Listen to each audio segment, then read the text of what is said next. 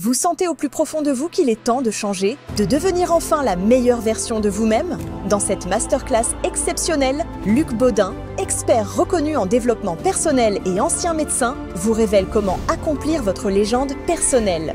Découvrez les secrets de la force de la pensée, les clés pour élever votre niveau vibratoire et des techniques éprouvées pour transformer votre vie. Pour assister à la masterclass, cliquez sur le lien en haut à droite de l'écran ou en description de cette vidéo.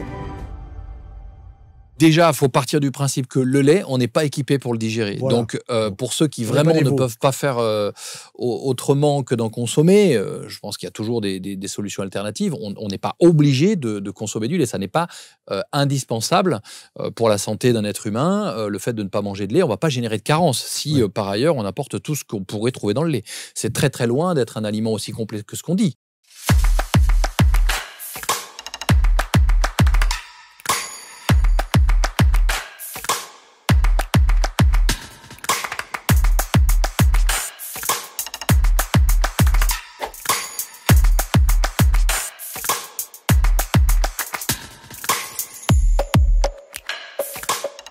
Bonjour à tous. Quelle joie de nous retrouver aujourd'hui avec mon collègue le professeur Philippe Imbert, professeur de dermatologie, mais attention, passionné par le total de l'être humain, c'est-à-dire l'endocrinologie, la digestion, le tube digestif, bref. Nous allons parler aujourd'hui avec le professeur Imbert et avec Jean, qui est spécialisé dans le domaine de la nutrition pratique. Nous allons parler des maladies inflammatoire, chronique intestinale et du rôle de la nutrition. Alors Philippe, je sais que tu vois énormément de patients, je te remercie d'avoir pris ce temps pour être avec nous aujourd'hui. On va commencer par définir ces maladies inflammatoires, chroniques intestinales, et puis on va rentrer après dans le détail, comment tu fais le diagnostic de ces maladies, puisqu'il n'y en a pas qu'une, oui. Crohn, rectocolite, etc., de ces maladies quand les patients viennent te voir. Oui. Alors, effectivement, ce sont des patients qui ont des troubles intestinaux, a priori. Qu'est-ce que sont les troubles intestinaux? Des douleurs, parfois existantes, parfois qui n'existent pas ou très discrètes, des troubles du fonctionnement de l'intestin, diarrhée, constipation, parfois des symptômes qui peuvent aller jusqu'au niveau de la gorge, qui vont toucher également l'anus avec des prurites, par exemple. Donc, ces maladies abdominales vont être à 90% d'origine intestinale. Bien sûr, il y a des maladies des glandes surrénales, insuffisance surrénalienne qui va donner des douleurs abdominales. Il y a des maladies générales comme la porphyrie aiguë intermittente. Le médecin doit orienter son diagnostic pour être sûr que cela vient de l'intestin. Dès lors que cela vient de l'intestin, il n'y a pas 50 maladies, dirais-je. En tout cas, pour le médecin praticien. Bien sûr, les chercheurs auront défini un certain nombre de maladies différentes. Mais cet intestin enflammé, d'ailleurs les anglo-saxons, n'utilise qu'un seul terme, IBD, Inflamed Bowel Disease. Nous avons fait des catégories, colite collagène, maladie de Crohn, maladie rectocolite hémorragique, oui. Etc.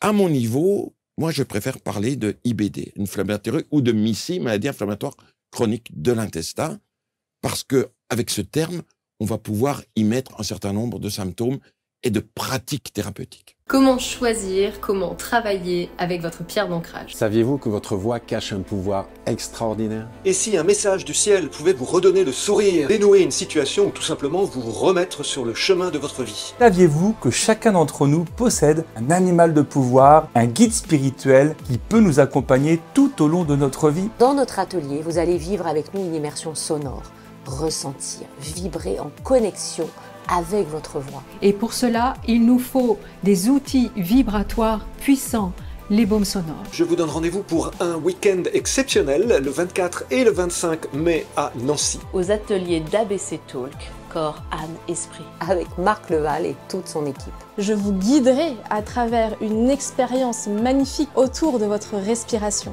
Nous allons partager un moment d'humanité que vous n'êtes pas prêt d'oublier. Pensez bien à prendre vos billets sur abctalk.fr. Et à très bientôt. D'accord.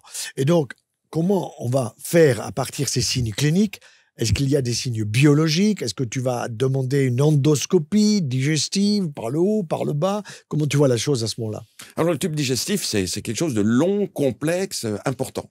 Dans le système digestif, il y a bien sûr, ça part du pharynx, l'ésophage, l'estomac, le duodénum l'intestin grêle. 6 mètres, 5-6 mètres. Qui est quand même quelque chose de très important, puis le côlon, etc. Il y a aussi le foie, il y a le pancréas, il y a les annexes, la vésicule biliaire. Tout cela fait fonctionner le tube digestif. On s'intéresse que trop, me semble-t-il, au côlon. Oui. Et on parle de côlon ceci, côlon cela, alors qu'en fait, l'intestin grêle est le siège de beaucoup de pathologies. Tout à fait. Et c'est là où les choses se passent. Et donc, il faut déjà, par l'interrogatoire et l'examen du patient, trouver quel est le point le plus important. Est-ce l'intestin grêle ou le côlon? D'autre part, la biologie va nous indiquer des choses, puisqu'on est capable aujourd'hui, par des marqueurs biologiques quasiment spécifiques, qu'on a dans la prise de sang, de dire qu'il y a une inflammation de la muqueuse intestinale. Alors, ça se voit ou ça se voit pas. Si c'est dans la muqueuse, on peut ne rien voir. S'il y a un granulome, un gros foyer inflammatoire, on le verra d'une façon ou d'une autre, en scanner, en IRM. En coloscopie, on ne verra que le côlon. Oui, tout à fait. On ne verra pas la totalité de l'intestin grêle. Parfois, la petite partie qui s'abouche dans le côlon, qu'on appelle l'iléon. La dernière partie, la dernière anse grêle, quoi. Tant mieux, parce que là se passe beaucoup de choses. Oui. Les élites en particulier. Mais ne croyons pas que parce que le côlon est normal, tout va bien. Oui. Non. Et on doit aller explorer par d'autres façons l'intestin grêle. Et d'ailleurs, et je vais donner cet adage, 50% des maladies de Crohn ont une coloscopie normale. Voilà, tout à fait. Donc, si on va à la pêche dans un lac et qu'on ne ramène pas de poisson, est-ce qu'on va dire il n'y a pas de poisson? Bien sûr que non. On sait qu'il y a du poisson, tout porte à le croire. Et on aura des petits signes, les petits nuages de moustiques, les petites bulles dans l'eau, enfin, tout porte à dire il y a du poisson. Eh bien, beaucoup de choses, par le questionnement et l'examen clinique, vont dire tout porte à croire qu'il y a une maladie de l'intestin, grêle en particulier. Tout à fait. Alors, les signes biologiques, rapidement, est-ce que tu as 2-3 paramètres biologiques indispensables? Alors, il y a des choses très importantes. Ce sont les signes carentiels, parce que l'intestin, il est fait pour absorber. Ne pas fixer. Les patients appellent mon fer ne se fixe pas. C'est pas le problème de se fixer, c'est le problème de passer depuis la lumière intestinale. Passer la barrière. Passer la barrière, aller dans le sang. Tout à fait. Donc c'est le passage de la barrière. Et beaucoup de nutriments vont être à des taux abaissés dans le sang parce qu'ils n'ont pas passé la barrière. Et c'est notamment, par exemple, la vitamine D. Pourquoi a-t-on des déficits en vitamine D? Soit parce qu'on ne s'expose pas au soleil suffisamment, mais ça c'est un des facteurs. Mais surtout parce que la partie de l'intestin qui absorbe la vitamine D, c'est-à-dire l'iléon, ne lui permet pas de passer. Il est enflammé. Il est enflammé. Et puis, il a besoin de sucre pancréatique pour passer également. Donc, si on manque de sucre pancréatique, pas de vitamine D dans le sang. La B12. Donc, on a des patients qui ont des taux de vitamine B12 qui sont bas. On leur donne de la B12 sans se poser la question. Alors que ce marqueur biologique nous dit qu'il y a bien une maladie de l'intestin. Donc, ça, ce sont les signes carentiels, et il y en a d'autres. Et puis, les signes inflammatoires. Inflammatoires, voilà. Qui sont très peu dosés, très peu utilisés. D'ailleurs, lorsque je fais mes prescriptions, le laboratoire est étonné. Mais on n'a jamais vu ce dosage. Comment se fait-il que votre médecin vous prescrive le dosage de... Alors, l'isozyme, marqueur de l'inflammation. Et il y a des très fortes corrélations entre une augmentation de cette protéine et l'existence d'une maladie de Crohn. Il y a une autre maladie qui augmente le lysozyme, c'est une autre maladie granulomateuse qui s'appelle la sarcoïdose. Mais bon, ça ne nous intéresse pas au niveau du ventre. Donc, le lysozyme, les limites, c'est de 8 à 12. Quelqu'un qui a 12,3, il est positif, il est élevé. Il y a un marqueur d'inflammation. Nous avons une protéine qui est assez drôle, qui s'appelle l'alpha-2 macroglobuline. Tout à fait. Eh bien, elle baisse dans le Crohn. Et cette publication qui a été faite dans les années 70, mais extrêmement utile, parce que on a le lysozyme élevé et on a la baisse concomitante d'alpha-2 macroglobuline. Ça nous dit, oui, Mickey. Et la CRP? Alors, la CRP, elle est trop globale. Trop globale, voilà. Parce qu'elle va nous dire inflammation. Mais dès lors que quelqu'un dit ça me brûle, il y a de l'inflammation. Pourquoi aller le mesurer? C'est peut-être pas nécessaire. D'accord. Je préfère qu'on aille vers des choses spécifiques. Parce que la protéine C-réactive va être augmentée dans la polyarthrite rhumatoïde, dans beaucoup d'autres maladies, oui. Donc, elle n'est pas assez spécifique. Puis, il y a un marqueur, malheureusement, qui est un peu coûteux parce qu'il n'est pas remboursé par la sécurité sociale. C'est les anticorps. Ce sont les anticorps anti-Saccharomyces, qui ont cette particularité, lorsqu'ils sont positifs, ils affirment à 100% l'existence d'un foyer inflammatoire. Donc, même un taux faible, les laboratoires ont mis des normes. Au-dessus de 20, c'est positif. Mais au-dessus de 20, c'est positif pourquoi? Pour des gens qui ont de la diarrhée. Et si mon malade a de la constipation, est-ce que ce chiffre de 7 ne serait pas suffisant pour dire qu'il y a un Crohn? Je comprends. Donc, attention aux chiffres limites qu'on a mis, parce qu'on les a mis sur des définitions de la maladie qui n'étaient pas peut-être la bonne. Donc oui, ces anticorps anti-Saccharomyces, je ne les dose pas toujours. Lysozyme alpha 2 suffit, B12 basse, avec tout cela, ça va suffire. Et puis ensuite, le test thérapeutique. Oui. Alors à ce moment-là, il va falloir interroger sur quelles sont vos habitudes alimentaires, madame ou monsieur. Et là, on va rentrer un petit peu dans le détail de l'anamnèse, où tu vas interroger pour pouvoir orienter ensuite, je dirais, l'assiette, au fond. Oui. Hein? Alors, je ne leur demande pas vraiment ce qu'ils mangent, parce que forcément, ils sont comme tout le monde. Ils vont boire un café au lait, ils vont manger du fromage, ils vont mettre de la crème dans la blanquette de veau, enfin, je ne sais quoi. Ils vont manger des produits laitiers que l'on sait pour ces maladies intestinales, mais ce n'est pas accepté par tout le monde. Attention, beaucoup de gens nient l'existence de ces intolérances aux protéines de lait de vache. On parle du lactose, mais pour moi, ce qui m'intéresse, ce sont les protéines de lait de vache. Je pense que Jean nous en dira quelque chose là-dessus. Et puis le gluten, ils mangent tous du pain, des gâteaux, des pâtes, des pizzas. Donc je préfère y aller petit à petit et leur montrer dans l'interrogatoire et sur l'examen clinique les signes d'une intolérance aux protéines de lait de vache et les signes d'intolérance au gluten. Voilà, ça c'est les deux grands axes. Les deux grands axes. Oui. Il y en a probablement d'autres. Oui. Mais avec ça, on couvre beaucoup de gens. Voilà, c'est ça. Alors, Jean, on y va sur les protéines du lait de vache. On pourrait dire beaucoup de choses concernant les protéines, mais la particularité de la protéine du lait de vache, parce qu'il y en a plusieurs, c'est notamment la caséine qui est incriminée, c'est que c'est une protéine qui nécessite un arsenal enzymatique spécifique pour pouvoir être digérée. Ce qu'on ne sait pas beaucoup, c'est que chaque race de vache produit un lait qui a une composition qui lui est bien spécifique, avec des proportions de facteurs de croissance bien précis, et qui sont en correspondance idéale avec le veau de l'espèce en question.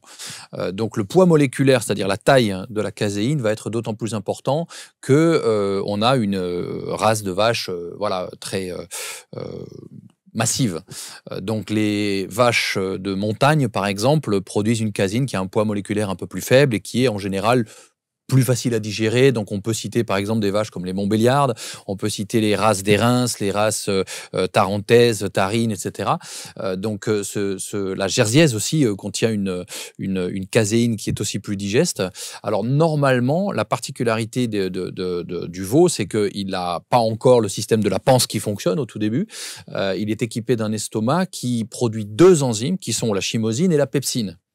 Plus de l'acidité pour floculer la protéine et permettre aux enzymes d'être activées et de faire le travail de découpage. Mais l'être humain ne possède que l'acidité, très efficiente, et la pepsine, mais il manque la chymosine. On n'a pas l'autre. Or, les séquences protéiques, pour réussir à les découper, il faut avoir un ciseau très précis, très spécifique pour aller couper dans des liens bien particuliers. Et comme on est sous-équipé, si on apporte peu de caséine, qu'elle a été, je dirais, transformée par un affinage prolongé, ce qu'on repère dans un fromage, on prend l'exemple d'un parmesan, d'un comté qui a 24 mois d'affinage, on voit que les protéines sont prédigérées parce que ça se casse tout seul. Le fromage est vivant. Le fromage est vivant, il y a du monde à l'intérieur. Donc, il y a des micro-organismes qui prédigèrent les protéines et on voit que le risque allergénique d'un fromage qui a été affiné longtemps est bien moindre que celui d'un fromage qui a été affiné peu de temps.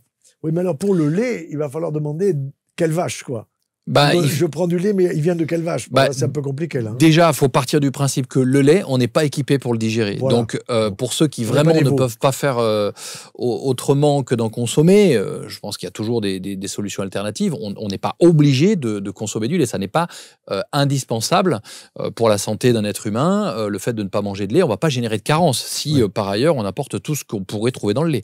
C'est très, très loin d'être un aliment aussi complet que ce qu'on dit. Il contient certes une protéine qui a un profil d'un acide aminés qui est extrêmement complet, mais il contient des graisses saturées qui ne sont pas des plus intéressantes pour nous. Il contient un calcium qui a une biodisponibilité qui n'est pas extraordinaire comparée à celle des végétaux.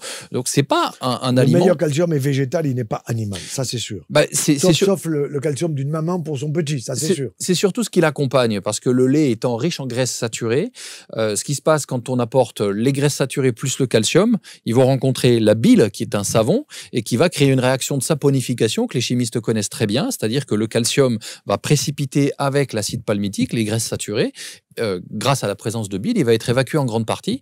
Donc l'absorption du calcium des produits laitiers n'est pas bonne, précisément pour cette raison-là. Ça a été démontré il y a bien longtemps et confirmé. Mais tant mieux, parce qu'il n'y a pas la peine d'en avoir des énormes doses pour avoir des calcifications autour du pancréas, sur les épaules, sur les muscles ou ailleurs. Hein. Les calcifications, c'est le résultat d'un processus d'inflammation et de fibrose. Oui. Il y a une calcification parce que le calcium intervient dans la cascade de la coagulation, qui est l'un des composants de l'inflammation. Et le yaourt, alors le yaourt, c'est un produit laitier qui a été peu transformé, donc la caséine n'a pas été modifiée, donc elle est encore intègre. Comme toujours, c'est ce que disait Paracels il y a 600 ans, c'est une question de dose.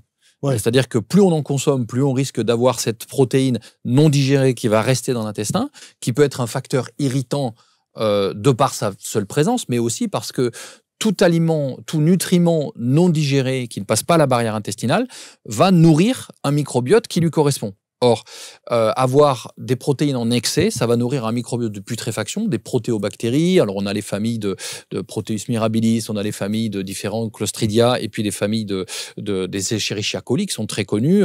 Voilà, une bactérie fécale par excellence, qui vont être facilement reconnaissables quand on interroge les patients, parce qu'ils ont tendance à être constipés, et ils ont des selles qui sentent fort ou des gaz qui sentent fort. On peut sentir des odeurs soufrées, des choses comme ça. C'est un signe de putréfaction. Donc, ça peut arriver quand on a un excès de protéines alimentaires, particulièrement animales, parce que leur poids moléculaire les rend plus difficiles à digérer. Et ça peut être le cas quand on en consomme beaucoup en quantité. Ensuite, la caséine a cette particularité que, elle est très difficile à digérer. Donc, si on veut pouvoir la digérer, il vaut mieux aller chercher des produits laitiers parce que ça fait partie de notre culture. Je veux dire, oui. Devoir les supprimer totalement, c'est quelque chose qui... Puis il y a des pubs à la télé sans arrêt, hein. Oui, ça c'est encore une autre histoire. Tout le monde veut gagner sa vie, ça me semble relativement légitime. Encore faut-il être honnête sur ce qu'on raconte, mais supprimer les produits laitiers à un valaisan, par exemple, c'est très très compliqué. Donc on va essayer de regarder d'où ils viennent, oui. Les patients, dans leur consommation de produits laitiers, chercher à faire un travail de qualité, de réduction. Il est parfois nécessaire de faire une éviction complète, la plupart du temps temporaire, mais en tout cas, il faut regarder aussi tout ce qu'il y a autour, parce qu'on ne peut pas limiter l'effet de l'alimentation sur la santé à un seul aliment. Il faut regarder aussi d'autres sources de protéines, comme notamment le gluten. Alors, Philippe, donc, ça veut dire que quand tu fais un diagnostic de MIS-C, signe clinique, signe biologique, tu commences en disant, produits laitiers, racontez-moi votre histoire, quoi. Oui, et l'histoire commence très tôt, dans la petite enfance. Et merci, docteur Rancé de Toulouse, Fabienne Rancé, qui était pédiatre, allergologue, qui a tout dit. Un nourrisson qui régurgite, on en parlera peut-être une autre émission sur l'eczéma atopique, mais un nourrisson qui a des coliques du nourrisson, qui a fait des otites, des angines, des bronchites, des bronchiolites, qui a été opéré des amygdales ou des végétations, c'est probablement un nourrisson qui est intolérant et qui va être un adulte intolérant aux protéines de lait de vache. Ça peut être que ça. Et tout le reste de sa vie, il ne va pas s'en rendre compte. Mais protéines de lait de vache. Et la caséine, je cite cette protéine, j'aimerais que Jean nous parle aussi du lactoglobuline, de la lactalbumine. Ces protéines, on parle souvent du lactose. Oui. Je dis aux personnes, vous êtes intolérantes au lait de vache, et ils ressortent, docteur, qu'est-ce que vous me donnez pour mon intolérance au lactose? Oui. Ben non, c'est pas de lactose. Oui. Qu'est-ce que donne le lactose? Des choses, certes, mais plus rares. Donc oui, l'intolérance aux protéines de lait de vache, on le recherche par cet interrogatoire dans l'enfance, et il y a une chose très importante, les parents doivent toujours amener le carnet de santé ou votre carnet de santé sur lequel on va voir la courbe de croissance pondérale. Et vous allez voir à 4 mois une inflexion. Parfois, pendant 3 mois, l'enfant n'a pas pris de poids. D'accord. Incroyable. Personne ne s'est inquiété. Puis ça redémarre parce que la nature fait bien les choses. S'adapte, effectivement. Donc cette cassure est également un élément important pour poser pratiquement à 100% le diagnostic d'intolérance aux protéines de lait de vache. Alors, lactalbumine. On pourrait citer beaucoup de protéines, outre la lactoferrine, lactalbumine, etc. En fait, il y a beaucoup d'autres protéines dans le lait de vache, qui sont des protéines parfois qui vont avoir un autre effet que celui de la caséine, c'est-à-dire que la caséine apporte un effet de masse, et les autres, elles sont là pour contribuer, par exemple, à l'immunité du veau, pour contribuer au transport de nutriments comme le fer. Donc, elles ont des rôles particuliers, mais ces rôles-là peuvent rentrer en conflit avec les nôtres parce que ce sont des protéines qui se ressemblent. On pourrait citer aussi les facteurs de croissance comme donc le EGF, TGF, etc. Et celui dont on parle régulièrement qui est l'IGF-1, donc Insulin Growth Factor number 1, donc qui a pour cible les cellules bêta des îlots de Langerhans dans le pancréas qui sont censées produire de l'insuline. Alors pourquoi on dit souvent, parce que c'est pas qu'un mythe, il n'y a pas de fumée sans feu, on dit qu'il faut des produits laitiers pour grandir. Les produits laitiers sont faits pour faire grandir surtout un veau, puisqu'il pèse 30-40 kilos à la naissance et il va peser quasiment 1 tonne selon les races un an après. Donc, il y a des facteurs qui favorisent la croissance, mais le problème, c'est que ces facteurs qui vont aller réveiller le pancréas, si par malheur, sur un terrain de porosité intestinale, on produit des anticorps anti-IGF-1, c'est le point de départ de la destruction des cellules bêta des îlots de Langerhans, c'est ce qui fait partie des principales hypothèses de la physiopathologie du diabète de type 1 précoce, donc chez les enfants en toute petite âge, quoi. Hein. Alors, tu as parlé, et venons à la porosité intestinale, parce que s'il y a de l'inflammation, tu l'as dit tout à l'heure, les aliments les nutriments qui sont dans la lumière intestinale, certains, soit ils vont passer en trop la barrière, soit au contraire, ils ne vont pas la passer. C'est ça. Alors, ce terme, il m'embête un peu. Oui. Le leaky gut. Hein, les anglo-saxons. Et donc, moi, je traduis cela, intestin poreux perméable. Alors, il faut savoir que la digestion se fait par l'intérieur des cellules. La cellule capte par endocytose les nutriments, va les digérer, les processer et va les passer dans le sang. Mais ce qui est dangereux, c'est quand ça passe entre les cellules. Oui. Parce que là, il n'y a plus de procession. Il y a plus jonction serrée. Éjection. Et d'ailleurs, j'étais très heureux. J'étais aux États-Unis il y a une quinzaine de jours. Et un laboratoire faisait une présentation sur le psoriasis et la porosité intestinale. Et il citait mes travaux. Tu as publié. J'ai Quelle publié année en 1991, ouais, 92. Ça, ouais. Quelque chose comme ça. On était les premiers. Parce qu'on avait pu montrer par une molécule qui était le chrome DTA que celui-ci passait entre les cellules. Et donc, qu'est-ce qui passe entre les cellules? Ça peut être catastrophique. Imaginez, une molécule de gluten. Ça va aller où? On sait qu'elle se dépose même dans les articulations, peut-être même dans le cerveau, etc. Donc, cette porosité, je pense que c'est ça. Ce que l'on veut dire, c'est que les jonctions desserrées, quoi. Desserrées, oui. Exactement. D'accord. Donc, et puis, il y a donc des choses qui passent qui ne devraient pas passer, puis il y a des choses qui ne passent pas, parce qu'elles ne rentrent pas dans le processus de la cellule qui est fatiguée, qui est abîmée. Et donc, on a des paradoxes parfois, d'hyperperméabilité, trop de passage de certaines choses, et de carence. C'est ça. Et donc, cette perméabilité intestinale, au fond, elle est visible dans les maladies inflammatoires de l'intestin grêle. Je vais te donner un exemple récent d'une patiente qui m'écrit et qui va certainement venir te voir, parce qu'on a fait un diagnostic de maladie de Crohn. Ils ont pu vérifier tout l'intestin grêle par endoscopie en passant dans la dernière anse grêle. Ils n'ont rien trouvé, mais ils ont fait des biopsies au niveau du côlon droit. Et au niveau du côlon droit, ils ont dit oui, il y a un rétrécissement, oui, il y a une inflammation, anapathe, biopsie, maladie de Crohn. Bon, alors, évidemment, on va lui donner un traitement. Mais au lieu de lui donner peut-être des conseils nutritionnels, des conseils alimentaires, de changer ses habitudes, et dans l'interrogeant de manière très précise, on va partir sur des biothérapies. C'est ça. Voilà, tout de suite, sur une biothérapie. Est-ce qu'il ne faut pas commencer par, à partir de l'anamnèse, qu'est-ce que vous mettez dans votre assiette matin, midi et soir? C'est ça qu'il faut changer d'abord. Bien sûr. Et c'est la première chose que je conseille. C'est premièrement, on va supprimer ces aliments qui sont potentiellement dangereux pour elle. Tous le lait de vache, sous toutes ses formes, le lait, le beurre, les yaourts, les petits suisses, le fromage, la crème et le gluten. Le pain, les gâteaux, les pâtes, les pizzas. Voilà. C'est pas les miettes, c'est pas les petites choses, les gros.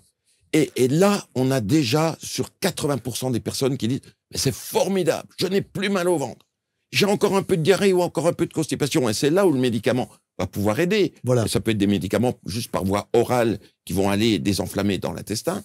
Mais il faut commencer par ça. Malheureusement, parce qu'il y a des dogmes, parce qu'on a des idées, on croit il y a des protocoles. On croit que le gluten, c'est une mode. Oui. J'avais déjà raconté qu'un jour, dans le journal Le Monde, je vois un gros titre... il ne sert à rien de supprimer le gluten. Oui. Chez des personnes qui n'ont pas d'intolérance au gluten. Mais chez celles qui sont intolérantes au gluten, elles vont le dire tout de suite. Ça a été formidable. Donc non, il ne faut pas avoir de dogme. Il faut faire le test, l'essai. Je supprime et je vois ce qui se passe. Il faut 3 semaines, 1 mois pour voir les résultats. C'est pas la maladie cœliaque. Dans la maladie cœliaque, là, il y a un problème avec le gluten qui est absolument connu, officiel, quoi. Alors merci, monsieur Lebwohl, parce que pendant longtemps, même dans les années 2000 et même 2006, puisqu'en 2006, j'ai publié un article scientifique sur les maladies de la peau liées à l'intolérance au gluten. Mais bien sûr, il n'y a pas de marqueur biologique. Les fameux anticorps anti-gliadine, les fameux anticorps anti-transglutaminase, on les trouve très peu dans ces formes d'intolérance au gluten. On les trouve dans la maladie cœliaque. Et puis, en 2015, certes, il y a eu quelques publications par d'autres auteurs avant, mais Benjamin Lebwohl, j'imagine que c'est un gastro-entérologue anglais, a publié « Maladie cœliaque et non-cœliaque gluten sensitivity » et « sensitivité au gluten non cœliaque ».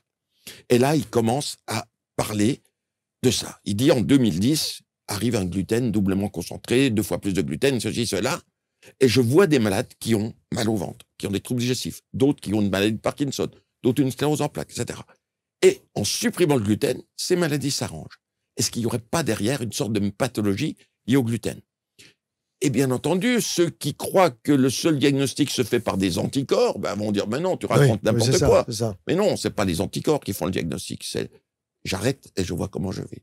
Donc grâce à ça, moi j'appelle cette maladie la maladie de Lebwohl. Donc quand je fais un courrier, je dis, vous avez la maladie de Lebwohl. Alors le médecin, il cherche sur son ordinateur, il va rien trouver parce qu'elle n'est pas encore consacrée avec ce nom-là. Et petit à petit, depuis les années 2000, 2015, je me suis attaché à essayer de trouver quels étaient les signes cutanés qui pourraient dire à 100% qu'il y a une intolérance au gluten non cœliaque. Et ça, nous les avons trouvés, et fort heureusement, ça nous permet d'avoir une crédibilité sur ce diagnostic. C'est ça. Alors, par exemple, dans la maladie de Crohn, il peut y avoir des problèmes articulaires, il peut y avoir des problèmes cutanés aussi. Oui. Et le prof de dermatologie que tu es de l'Université de Besançon, avec tout l'aspect clinique que tu as, quels sont les signes cutanés qui te permettent de penser à l'intestin? Oui. Alors effectivement, le gluten peut donner la maladie cœliaque, c'est plutôt rare, peut être l'origine de cette maladie non cœliaque. Cette maladie non cœliaque peut être le point de départ de la maladie de Crohn. Oui. Maladie de Lebwohl vers la maladie de Crohn. Eh bien, on s'aperçoit que comme il y a une maladie due au gluten, il va y avoir des carences. C'est un peu comme ça que j'explique les signes. Et on va avoir une sorte de sécheresse cutanée particulière qui va s'observer notamment au niveau des coudes. D'accord. D'ailleurs, c'est curieux de savoir que les coudes sont le lieu d'expression du psoriasis. Oui. Il y a une inflammation. Coudes et genoux aussi. Et les genoux. Oui. Eh bien, on trouve les signes de l'intolérance au gluten sur les coudes et sur les genoux. Et des deux côtés. Et des deux côtés, c'est bilatéral et symétrique. Oui. Et puis, il y a d'autres petits signes qu'on va voir sur la face antérieure des cuisses. Donc, quand vous avez ces signes, un mot-clé s'appelle kératose pilaire, c'est-à-dire l'orifice des follicules pilaires est un peu kératinisé, kératosique. Ça fait une sorte de pseudo-chair de poule. C'est ça. Et quand je montre à la personne qui est allongée cette chair de poule sur ses cuisses, elle dit « Oui, mais il fait froid dans votre cabinet. » Je dis « Non, c'est une kératose qui va s'exprimer puis diminuer, elle peut bouger un peu, mais on va la voir parce qu'il fait un petit peu froid, on la voit davantage. Mais si vous n'aviez pas la kératose pilaire, vous n'auriez pas, il ne fait pas suffisamment froid pour que vous ayez la chair de poule. Je comprends. Donc ça, c'est vraiment très important de faire ce diagnostic grâce à tout cela. Donc on a l'histoire du petit enfant avec l'histoire du lait, on a l'histoire des douleurs abdominales, souvent quand on mange un croissant, oui. Un petit pain au chocolat, chocolatine, je ne sais pas comment on dit dans votre région. Oui. Et ça donne effectivement... Le Nutella alors. Oui, il y a une vraie question autour de tout ça. On parle d'aliments qui sont souvent complexés, donc on va avoir certes le gluten, mais ce qu'on comprend souvent de travers concernant le gluten, c'est la réalité de cette substance. C'est une substance protéique qui n'existe pas comme telle dans la graine de blé, mais qui est obtenue une fois qu'on a utilisé la farine. Donc on prend le grain, on le réduit en farine, et ensuite on va le malaxer avec de l'eau, puis de la force mécanique, ce qui va permettre de fabriquer de nouvelles liaisons chimiques, qui sont des liaisons chimiques à haute énergie, donc très difficiles à défaire pour nos systèmes enzymatiques. C'est ça qui donne la force boulangère à une farine. La force boulangère, c'est ce qui permet à une farine d'avoir une élasticité, donc on va l'étirer, et plus elle s'étire sans casser, plus la force boulangère est importante. Et une farine avec une force boulangère élevée, elle va être très intéressante, notamment pour faire la pizza, tu sais, avec le pizzaiolo qui fait tourner la pâte, donc la force centrifuge permet d'étaler, d'avoir quelque chose de très fin avec des très grosses bulles. Un pain qui a des très grosses bulles et qui va sécher très vite, c'est un pain qui a une force boulangère plus importante. Donc on va dire dans le... Très gluténisé alors. Oui, il a d'autant plus de force boulangère qu'il est très riche en gluten. Mais il ajoute du gluten à du gluten, je crois. Il y a gluten et gluten. C'est-à-dire qu'il va y avoir le taux de gluten. On peut avoir un taux de gluten plus élevé dans des farines de blé très anciens, mais avec des liaisons chimiques à plus faible énergie. Et puis ensuite, dans les farines modernes, si on va avoir une force boulangère plus élevée, on va en rajouter. Oui, c'est ça. Clairement. Ouais. Donc, il y a une question de croisement des espèces de blé qui ont été introduits dans l'agriculture européenne et mondiale il y a une vingtaine d'années, qui est une catastrophe d'un point de vue nutritionnel. Modification génétique, quoi. Oui, c'est ça, exactement. Donc, on a très, très souvent des patients qui se rendent compte que quand ils consomment un pain au levain de céréales anciennes, ça se passe bien. Et quand dans les quantités classiques, alors. Ça peut être cucugnant, mais il y a beaucoup de boulangers qui se sont peut-être inspirés de ce qui se fait à Cucugnan, mais qui utilisent des blés anciens. On en rencontre en Suisse, en Allemagne, etc. Ils utilisent des espèces de blés anciens, qu'ils utilisent sous forme complète. Le fait de rajouter des fibres va permettre aussi de donner une complexité à l'aliment. Et puis, il y a une notion de quantité aussi, c'est-à-dire que si on consomme des blés anciens, mais qu'on a quand même une intolérance non cœliaque au gluten, il va falloir quand même être prudent parce qu'il peut quand même y avoir des réactions. Donc, parfois, on est obligé d'être assez radical sur les évictions, selon le niveau de sensibilité de système digestif, qui est totalement individuel et dont l'un des grands détonateurs, plutôt que déclencheurs, sont les stress post-traumatiques, ce que vous appelez, je crois, les coups durs de la vie. C'est absolument désastreux les effets que ça peut avoir. Donc cerveau-intestin. Il y a un axe intestin-cerveau. Il faudrait aussi développer la question du microbiote. Oui. J'entendais le professeur Humbert, vous disiez tout à l'heure que vous avez le fameux test dont j'entends peu souvent parler, mais que j'ai vu publié sur les anticorps anti-Saccharomyces. Saccharomyces, la famille des Saccharomyces, c'est Saccharomyces cerevisiae, Saccharomyces boulardii, ce sont des levures, donc de la famille des moisissures, qui sont capables de coloniser notre intestin. On sait que Saccharomyces boulardii est totalement contre-indiqué chez les patients en cours de chimiothérapie parce que ça peut... On leur donne de l'ultralevure? Non, pas dans ces cas-là. Pas dans ces cas-là. Sous chimiothérapie, c'est absolument interdit parce que l'ultralevure peut coloniser l'intestin, passer dans le sang et tuer le patient. Ouais. Donc ce sont des espèces qui sont invasives, qui ne sont pas partie prenante d'un microbiote physiologique. Donc du coup, quand on croise ce genre d'anticorps-là, ça montre bien qu'il y a un problème de porosité associé, peut-être causé par un déséquilibre du microbiote qui ne peut pas être entretenu en consommant beaucoup de fruits et légumes. Comment on peut inviter Saccharomyces ou les familles de Saccharomyces à s'établir dans notre système digestif? Il faut leur donner à manger ce qu'elles aiment, c'est-à-dire de l'amidon, beaucoup trop de pain, de produits ultra transformés, trop de féculents et pas suffisamment de fruits et légumes qui, eux, contiennent peu de sucre, peu voire pas d'amidon, et contiennent par contre des fibres qui sont de la grande famille biochimique des glucides, mais qui ne sont pas accessibles à un système enzymatique de Saccharomyces, c'est-à-dire qu'elles ne sont pas capables de les découper, elles ne peuvent pas s'en nourrir. Donc il n'y a que les bactéries lactiques, lactobacilles, bifidobactéries qui peuvent se nourrir de ces fibres, créer un microbiote protecteur et contribuer à rétablir une imperméabilité sélective du système digestif. On referme les jonctions serrées. On referme les jonctions serrées, on permet aux cellules qu'on appelle les entérocytes d'arriver à maturité et de faire leur travail d'absorption. Parce qu'ils vivent pas longtemps, hein, les entérocytes. Oui, quelques jours à peine. Ouais. 4 jours environ, moins d'une semaine. Donc ces entérocytes, quand ils sont à maturité complète, ils peuvent faire leur travail d'absorption sélective, qui est un phénomène actif. C'est pas une passoire, l'intestin, c'est important de le rappeler. Oui, c'est ça. Et alors, tu parlais des anticorps anti-Saccharomyces qui ne sont pas pris en charge par la Sécu. Bah, c'est peut-être des choses qu'il faudrait faire quand c'est nécessaire, quoi. Quand toi tu le prescris, c'est pas le petit généraliste de campagne qui le prescrit, c'est que tu as... on le fait qu'une fois, j'allais dire. On va pas, c'est pas un paramètre qui va être suivi. On n'a pas besoin. Mais ça affirme lorsqu'on a des doutes, lorsque la personne doute qu'elle est une Mickey, on a besoin de cet anticorps parce que il faut convaincre le malade de se traiter. Dans l'esprit des gens, la maladie de Crohn, c'est des gens qui sont pliés en deux toute la journée sur les toilettes avec de la diarrhée. Mais non, il y a beaucoup de maladies de Crohn qui ne sont pas comme ça. 50% des maladies de Crohn sont des gens constipés et qui ont des longues constipations de 10 jours, 15 jours. Donc, dès lors qu'ils sont constipés, on a tendance à leur dire, non, vous n'avez pas de maladie de Crohn. Si, il peut avoir une maladie de Crohn. D'autres n'ont que des yeux. Par exemple, quelqu'un qui a une uvéite. J'ai plusieurs patients qui ont des uvéites, inflammation de l'œil. Si on regarde bien l'intestin par quelques paramètres biologiques, on va trouver que tout commence dans l'intestin Et c'est en traitant la maladie de Crohn qu'on va guérir la maladie ophtalmologique. Exactement. Donc, la maladie de Crohn, c'est une maladie qui n'est pas seulement d'expression digestive. Alors, j'ai une histoire extraordinaire. Figure-toi qu'un jour, on m'envoie une malade qui avait perdu la vue. Elle était capable de voir le jour et la nuit. Et elle avait une rectocolite ulcéro-hémorragique à un stade très avancé. À l'époque, on disait RCUH. Bon, je vois le dossier avec mes collaborateurs. Je dis, bon, il n'y a qu'une solution. Il faut enlever le côlon, quoi. Bon. Et cette femme, donc, ne voyait que jour et nuit. Elle ne pouvait pas lire le journal. J'interviens, j'enlève le côlon, je fais la suture, elle n'a pas d'anus artificiel. Et puis, après, elle va à la salle de réveil et je dis aux infirmières, vous lui mettrez le journal parce que je vais venir, dès qu'elle est réveillée, elle va lire le journal. L'infirmière me dit, mais monsieur, elle est aveugle. Je lui dis, c'est bien, vous connaissez le dossier, mais vous allez voir qu'elle va voir.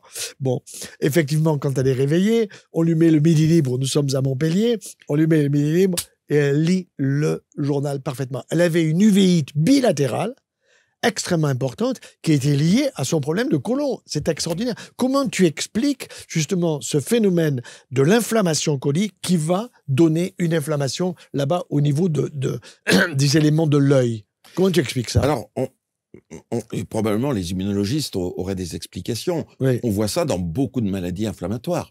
Polyarthrite rhumatoïde avec des manifestations encéphaliques ou cutanées, etc. Donc effectivement, une maladie...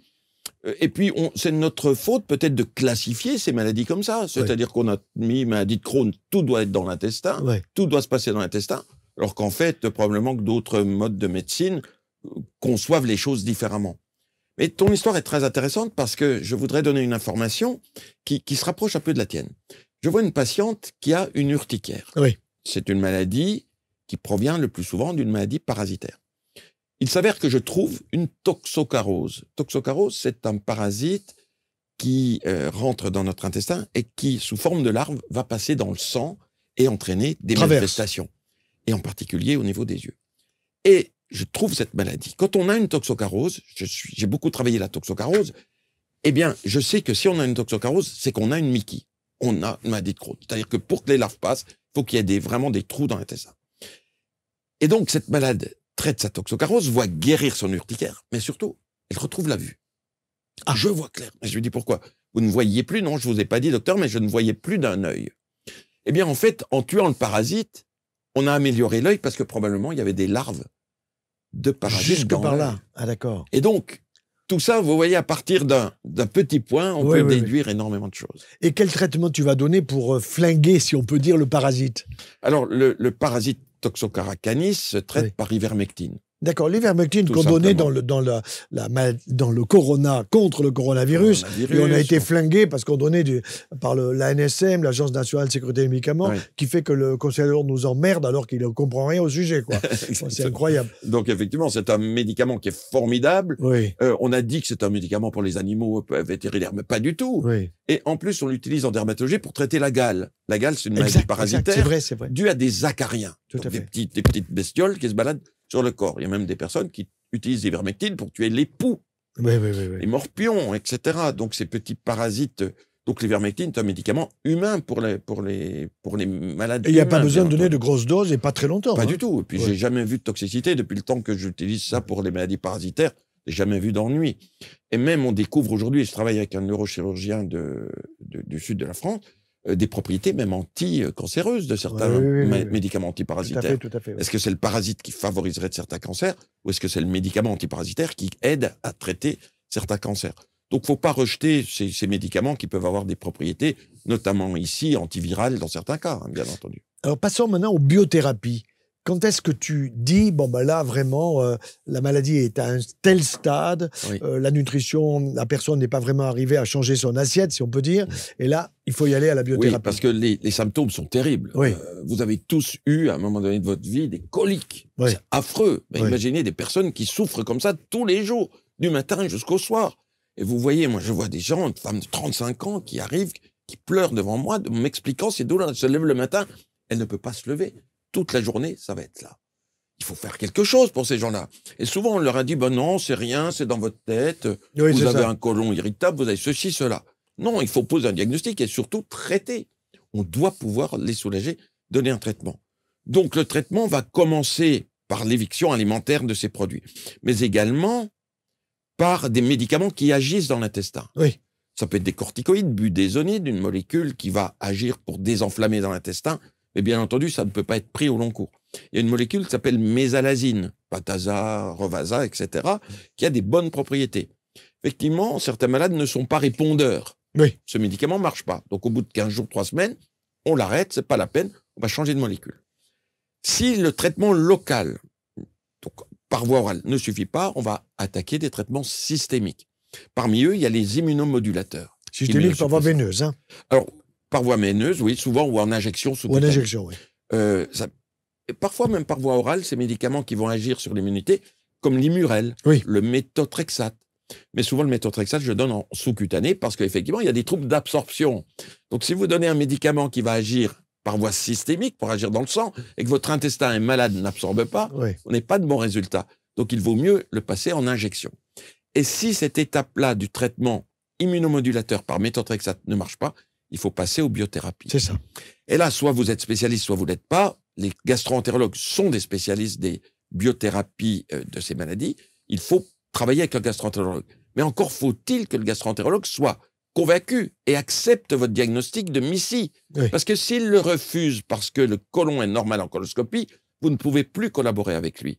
Et donc, le médecin va se débrouiller par lui-même et il va démarrer la biothérapie lui-même. Je comprends. Fort heureusement, aujourd'hui, les biothérapies peuvent être initiées par un médecin libéral et plus par un médecin hospitalier, comme c'était le cas il y a quelques années. Ça a changé, oui. Où il fallait absolument la prescription d'un médecin hospitalier. Et donc, il y a des malades pour qui vous aviez posé le diagnostic, qui allaient à l'hôpital et on refusait de leur donner ce traitement. Oui. C'est malheureux. Alors que quand on donne ce traitement, et j'ai plusieurs patients qui ont 15 ans de douleurs terribles, des femmes jeunes qui ont 35 ans, 40 ans, et à qui on a refusé tout traitement en disant c'est dans votre faites de la sophrologie, faites ceci, cela, eh bien, on est passé à la biothérapie et en un mois, leur vie a changé considérablement. Et elles m'appellent pratiquement tous les 2 mois pour me dire merci, qu'est-ce que ma vie a changé grâce à ce traitement. Alors, en même temps que la biothérapie, on ne va pas quand même abandonner l'assiette. Ah non, surtout pas. Voilà, donc c'est là, Jean, que l'assiette, qu'est-ce que tu vas mettre dans cette assiette? Qu'est-ce que tu vas conseiller, conseil nutritionnel? La difficulté, c'est que souvent, ce sont des personnes qui ont procédé à des évictions qui ne sont pas forcément faciles à reprendre. Le conseil le plus classique qui est donné en gastro-entérologie, c'est régime sans fibres, sans résidus pour ralentir le transit, en partant du principe que si on réduit le nombre d'évacuations, on va réduire les symptômes, ce qui, sur le papier, marche, entre guillemets, mais le problème, c'est que ça ne solutionne pas un problème de fond qui est associé à un microbiote altéré. Or, l'altération du microbiote, son origine, elle peut être multiples, ça peut être des habitudes alimentaires dégradées, mais ça peut être aussi la façon dont la naissance s'est déroulée. Est-ce qu'on est né par voie basse, auquel cas il y a eu une transmission d'un microbiote maternel. Donc on sait que le microbiote est moins bon, moins solide et plus propice à développer différentes pathologies quand on naît par césarienne plutôt que naissance par voie basse, mais on s'interroge rarement sur la qualité du microbiote maternel au niveau génital.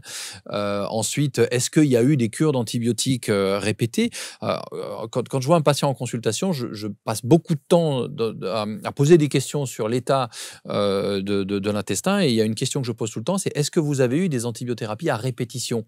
Pour les angines et compagnie, ce dont tu parlais. Oui, alors ça, des otites à répétition, des cystites à répétition, et je ne remets absolument pas, c'est pas mon métier, je ne suis pas médecin, mais je ne remets pas du tout en cause de l'intérêt des antibiotiques. Au contraire, ça a sauvé tellement de vies qu'on ne peut pas faire ça, clairement. Mais le problème, c'est qu'on sait depuis pas mal de temps, ça a été abondamment prouvé depuis plus de 10 ans que une semaine d'antibiothérapie, même de base, ça peut altérer la diversité du microbiote intestinal si on ne fait rien jusqu'à 2 ans après. Donc, une antibiothérapie par an, ça commence à faire beaucoup. Et vous avez des personnes qui vont avoir 5, 6, 7, 8 antibiothérapies par an.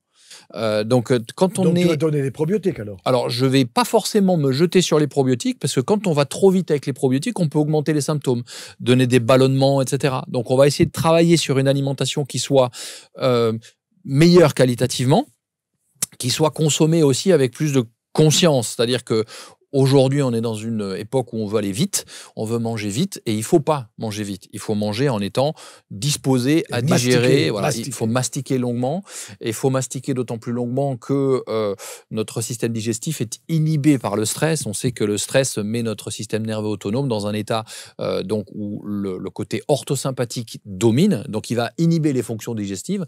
Et pour lutter contre cette inhibition des fonctions digestives, il ne faut pas hésiter parfois à conseiller aux patients de faire un petit peu de cohérence cardiaque, peut-être de sophrologie, de méditation 5 minutes avant d'aller manger, et manger très lentement, mastiquer soigneusement et consommer des aliments qui soient capables de cultiver un bon microbiote. Donc ça va commencer par les fruits, les légumes, de préférence. Donc tu donnes des fibres avec les fruits et les légumes. Ils en contiennent, tout à fait, et des fibres dans une diversité suffisamment intéressante pour être plus efficaces pour le microbiote, parce qu'on aurait tendance à dire que les céréales contiennent des fibres, donc elles sont intéressantes. En fait, les fibres, c'est tout un monde. On a plein de tailles moléculaires différentes, et il faut avoir des fibres solubles, qui sont plus faciles, qui parfois peuvent présenter le défaut d'être un peu trop fermentescibles, comme c'est le cas des fameux FODMAP. Donc si elles sont trop fermentées, ça peut donner des bâillements, des gaz, des maux de ventre, éventuellement des selles molles. Donc on a l'impression que ça empire les symptômes, alors qu'en réalité, c'est une transition de microbiote qui donne des symptômes, mais qui doit être gérée de façon suffisamment progressive pour que les symptômes n'augmentent pas la gravité des symptômes. Donc qu'on n'ait pas des ballonnements qui soient aussi handicapants que le symptôme de la maladie inflammatoire chronique intestinale elle-même. Donc on pourra passer par éventuellement les jus de légumes, par les bouillons d'os qui contiennent beaucoup de glutamine, ou alors éventuellement, effectivement... La glutamine est un acide aminé qui permet de cicatriser les jonctions serrées, qui est utile aux cellules intestinales, aux entérocytes. Les entérocytes en utilisent beaucoup pour arriver à maturité, construire toute leur structure interne, ce qu'on appelle le cytosquelette, dont font partie les connexions avec ces fameuses jonctions serrées.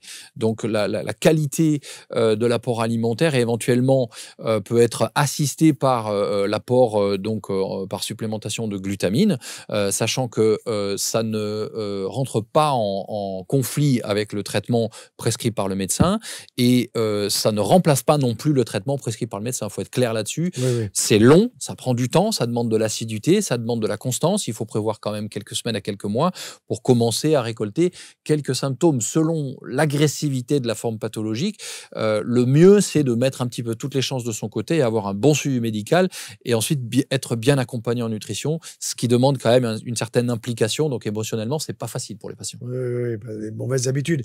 Alors Philippe, est-ce que tu prescris, toi, des compléments alimentaires particuliers en dehors de la biothérapie ou des autres traitements dont tu as parlé tout à l'heure? Non, ça t'arrive de donner des probiotiques ou pas? Non, pas tellement. Parce que je pense qu'on peut s'en passer. Effectivement, comme Jean l'a dit, on a parfois des aggravations de symptômes. Oui, c'est ça. Et puis, les patients sont très avides de ça. Ils veulent des probiotiques. Ils ont entendu parler, ils croient le microbiote. J'en ai entendu parler, oui, c'est ça. On parle toujours du microbiote. Pour le moment, on connaît encore assez peu de choses sur ce microbiote, et surtout la façon dont on va le manipuler. Il y a les prébiotiques, il y a les postbiotiques, il y a les probiotiques. Donc, il faut faire très attention. Il y a des nutriments qui nourrissent le microbiote, etc. Donc, je préfère m'occuper des carences. Oui. Une fois qu'on a réparé l'intestin... La B12, la D, j'ai retenu. Oui. B12, la D, la B9. La B9 et d'autres encore, la vitamine PP. Et la B9, c'est l'acide folique, c'est-à-dire c'est les végétaux. Voilà, la vitamine PP qui va, dont le déficit va créer une photosensibilité. Donc des gens qui peuvent faire parfois des cancers de la peau plus facilement. Donc il faut veiller à tout ça. Une deuxième chose également, cette muqueuse qui est complètement glaireuse, collante, etc., va abriter des microbes sur la paroi. Ce sont parfois l'Helicobacter pylori. Alors, il y a encore des débats. Est-ce que l'hélicobactère est un signe de la présence d'une maladie de Crohn? Moi, je le crois volontiers. Dans ce contexte-là, oui. Et donc, le fait qu'il y ait un hélicobactère, il faut le chercher et le traiter. D'autres parasites, on a vu la toxocarose qui est capable de passer à travers, mais il y a d'autres helminthes qui vont rester sur la paroi intestinale. Les helminthes, explique un petit peu ce que c'est. Ce sont des petits vers qui vont être collés. On estime qu'il y en aurait 5000, et donc ça va être se manifester par plein de symptômes, des démangeaisons, de l'urticaire, des choses comme ça. Donc il faut traiter tout ça et traiter les carences apportées, soit par voie injectable, quand la vitamine B12 est très basse et a du mal d'être absorbée des piqûres de B12, ou par voie orale pendant des périodes assez longues.